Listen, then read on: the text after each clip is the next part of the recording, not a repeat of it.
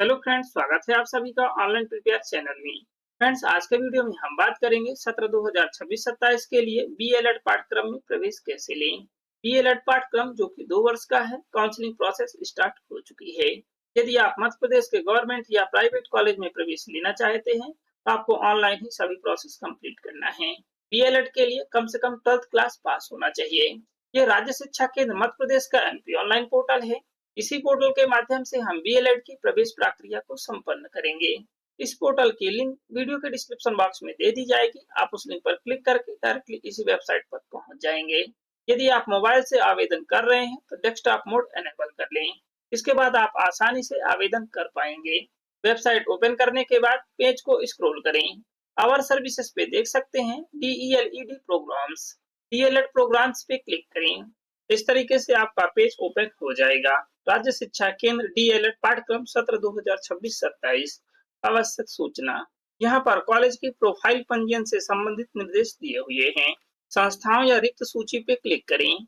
यहाँ पर मध्य प्रदेश की प्राइवेट और गवर्नमेंट सभी इंस्टीट्यूट की लिस्ट दी हुई है, जिन्हें आप स्क्रॉल करके सभी जिले की लिस्ट देख सकते हैं। यहाँ पर इंस्टीट्यूट का टाइप है, यहाँ पर माइनॉरिटी है या नहीं, यहाँ पर कोर्स का नेम है, यहाँ पर टोटल सीट है और यहाँ पर टोटल वैकेंट सीट है, यानी कि खाली सीट है। जैसे जैसे प्रवेश होते जाएंगे यहाँ पर सीट की संख्या कम होती जाएगी। समय सारणी विवरण पे क्लिक करें।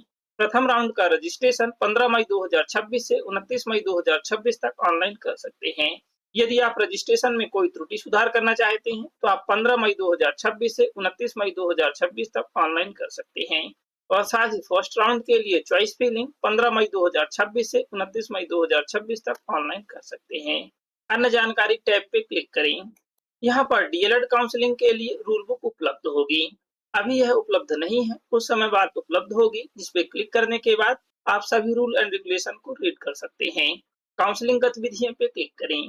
DElEd counselling registration form first round के लिए 15 मई 2026 से 29 मई 2026 तक ऑनलाइन कर सकते हैं। रजिस्ट्रेशन करने के लिए रजिस्ट्रेशन फॉर्म के सामने माउस आइकन पे क्लिक करें। आवश्यक दिशा निर्देश। मध्य प्रदेश के मूल निवासी के लिए डोमिसाइल सर्टिफिकेट होना आवश्यक है। यदि आपके पास स्वयं का निवास प्रमाण पत्र नहीं है तो आप अपने माता पिता का अपलोड कर सकते हैं। आप स्वयं से ही निवास प्रमाण पत्र बना सकते हैं। इसके लिए हम पहले ही वीडियो अपलोड कर चुके हैं। जाति और संवर्ग के लिए सर्टिफिकेट होना चाहिए। सभी निर्देश रीड करने के बाद चेक बॉक्स को टिक करें, कंटिन्यू पे क्लिक करें। एमपी बोर्ड से हायर सेकेंडरी यानी कि 12th क्लास पास हैं या फिर सम्मिलित हुए हैं, हाँ या नहीं सिलेक्ट करें। यदि आप 12th क्लास एमपी बोर्ड से 2003 के पहले पास आउट हैं तो आप यहाँ पर नहीं सिलेक्ट करेंगे।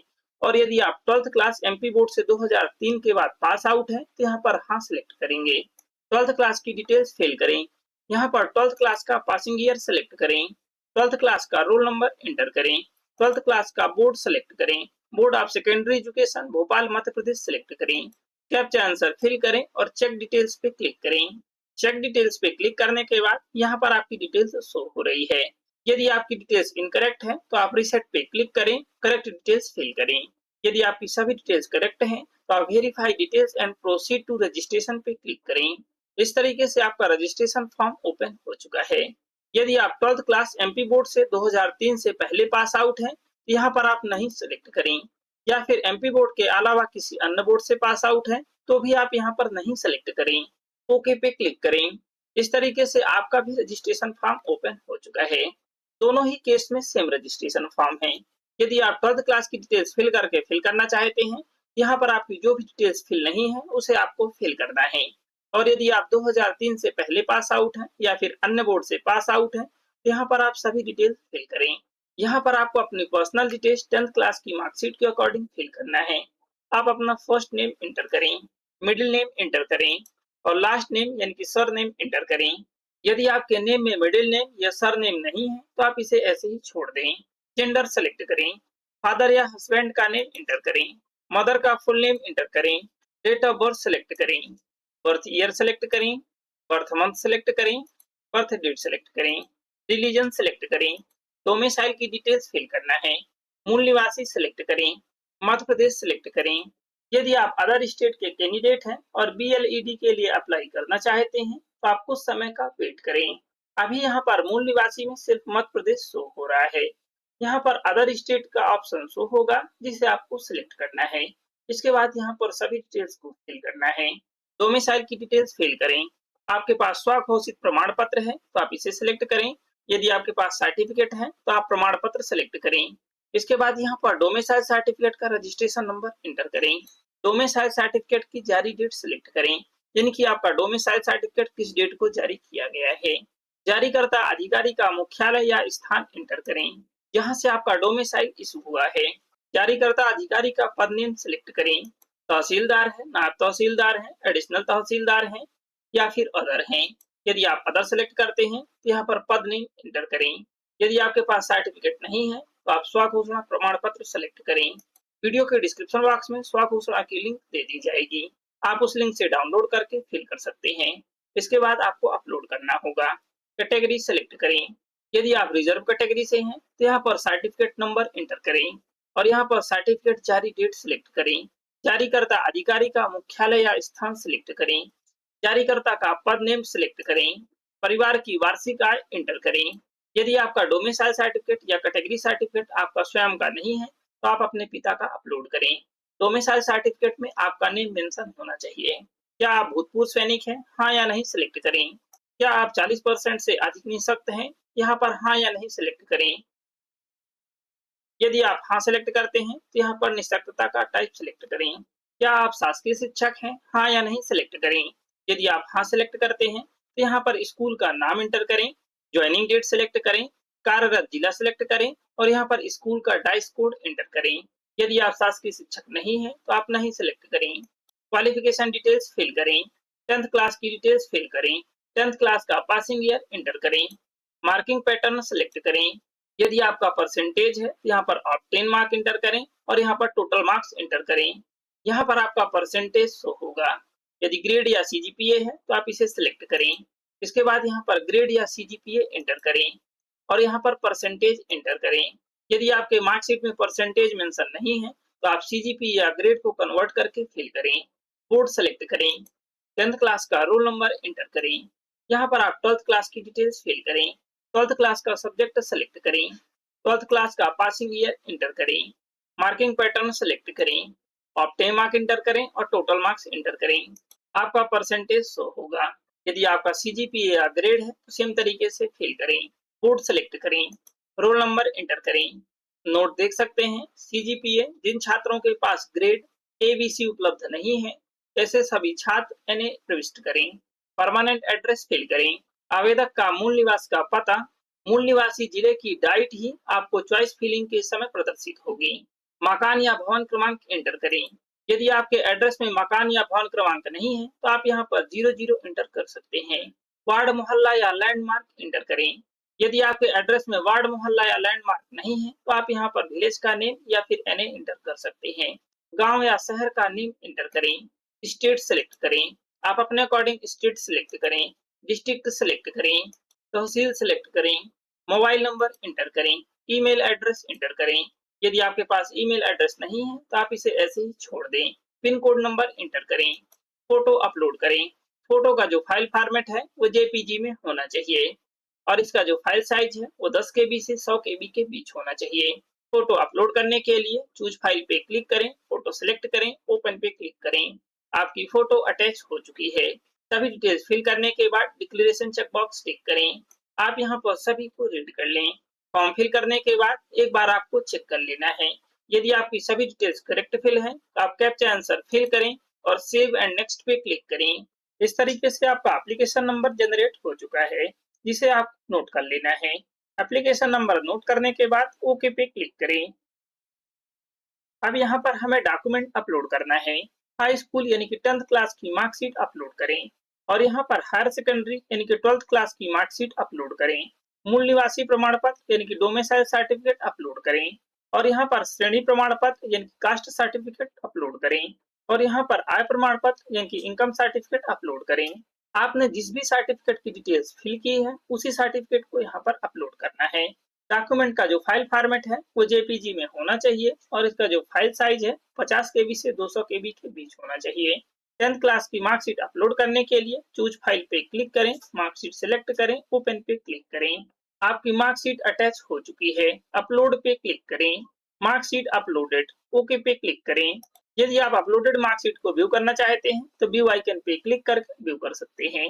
यदि आपकी मार्कशीट इनकरेक्ट अपलोड हो चुकी है तो आप सेम तरीके से दोबारा अपलोड कर सकते हैं।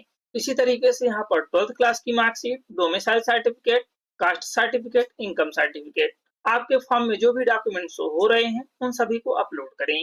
सभी सर्टिफिकेट अपलोड करने के बाद एक बार आपको सभी डिटेल्स को चेक कर लेनी है और साथ ही डॉक्यूमेंट को व्यू कर लेना है। यदि आपकी कोई भी डिटेल्स इनकरेक्ट फिल हो चुकी है तो आप एडिट एंड अपडेट पे क्लिक करके एडिट कर सकते हैं। यदि आपकी सभी डिटेल्स करेक्ट फिल है तो आप वैलिडेट इंफॉर्मेशन पे क्लिक करें। ओके पे क्लिक करें। अगेन ओके पे क्लिक करें। अगेन ओके पे क्लिक करें। ओके पे क्लिक करें। रजिस्ट्रेशन कंप्लीट हो चुका है। पेमेंट करना है। ओके पे क्लिक करें।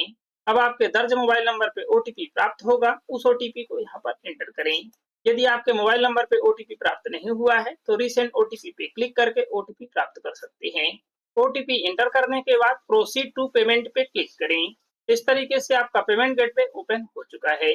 अब यहाँ पर आप नेट बैंकिंग, डेबिट या क्रेडिट कार्ड, यूपीआई किसी भी एक माध्यम से पे कर सकते हैं। यूपीआई से पे करने के लिए यूपीआई सिलेक्ट करें। पेटीएम या फिर पेजीओ भी इंडिया, दो में से कोई एक सिलेक्ट करें। पेटीएम सिलेक्ट करें। यहाँ पर आपका रेफरेंस नंबर शो हो रहा है जिसे आपको नोट कर लेना है। यदि किसी कारणवश पेमेंट फेल हो जाता है तो इसी रेफरेंस नंबर के द्वारा हम पेमेंट का स्टेटस ट्रैक कर सकते हैं और यह आपका एप्लीकेशन नंबर है जिसे आपको नोट कर लेना है। और यहाँ पर अमाउंट है जो कि 50 रुपए है। सबमिट पे क्लिक करें। अब यहाँ पर आपका क्यूआर कोड शो हो रहा है जिससे आप किसी भी पेमेंट ऐप से इसे स्कैन करें और पे करें या फिर क्रेडिट या डेबिट कार्ड से पे करें या नेट बैंकिंग से पे करें।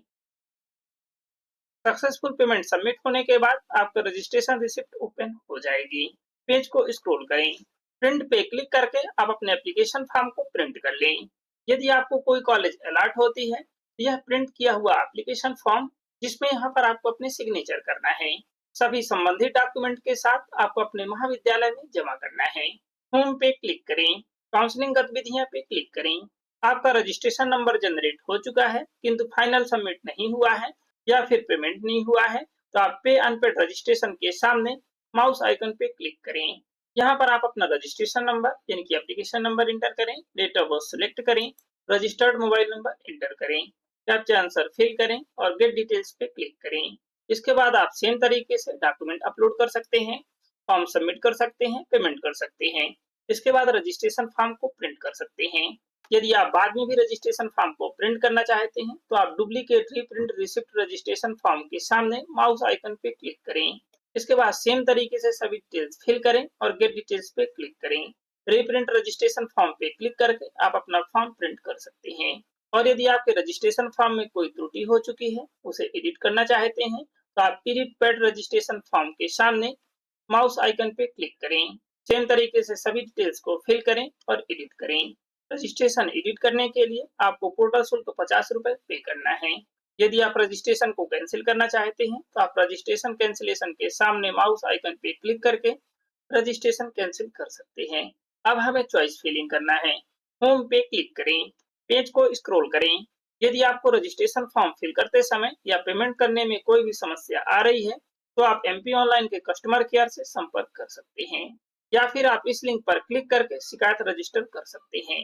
यदि आपका पेमेंट किसी कारणवश फेल हो चुका है तो आप यहां से वेरीफाई कर सकते हैं। यहाँ पर ट्रांजैक्शन आईडी एंटर करें, कैप्चा आंसर फिल करें और सर्च पे क्लिक करें। आपकी पेमेंट डिटेल्स ओपन हो जाएगी या फिर आप पेमेंट का डुअल वेरिफिकेशन कर सकते हैं। यहाँ पर आप एमपी ऑनलाइन का रेफरेंस नंबर एंटर करें जो आपने नोट किया है। इसके बाद कैप्चा आंसर फिल करें और वेरीफाई पे क्लिक करें। यदि आपका पेमेंट फेल हो चुका है तो आप दोबारा से पेमेंट करें। आपका कट हुआ अमाउंट रिटर्न हो जाएगा। इन सभी की लिंक वीडियो के डिस्क्रिप्शन बॉक्स में दे दी जाएगी। चॉइस फिलिंग कैसे करना है हम आपको नेक्स्ट वीडियो प्रोवाइड करेंगे। आई होप ये इन्फॉर्मेशन आपके लिए हेल्पफुल होगी। यदि ये इन्फॉर्मेशन आपके लिए हेल्पफुल है तो प्लीज वीडियो को लाइक और शेयर जरूर करें।